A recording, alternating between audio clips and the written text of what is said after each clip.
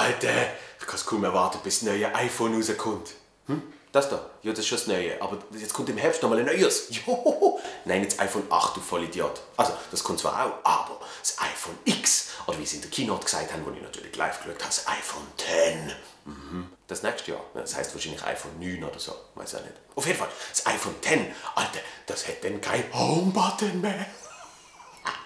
Voll geil. Außerdem ganz ein kontrastreiches Bild und eine mega gute Kamera. Was meinst du? 1200 Franken. Aber es hat kein Home-Button mehr.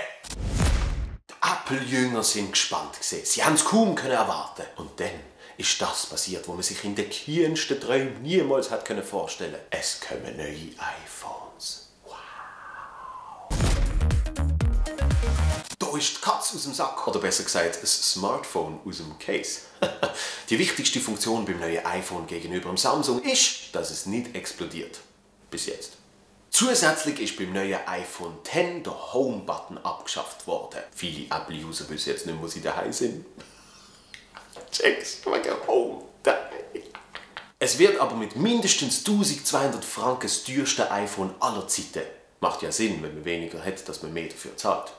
Außerdem hat das iPhone X eine neue Kamera, die die Motive vorteilhafter wirken lässt. Das bedeutet übrigens das X. Ein bisschen leid tut mir aber das iPhone 8, wenn im ganzen Trubel komplett vergessen wird. Es ist quasi der Eric Trump von den iPhones. Ich jedenfalls freue mich jetzt schon auf all die Menschen, die dann 4 Tage lang vor der Apple-Kirche campieren, um sich 5 Sekunden lang ganz speziell zu fühlen. Aber hey, jedem sein Hobby.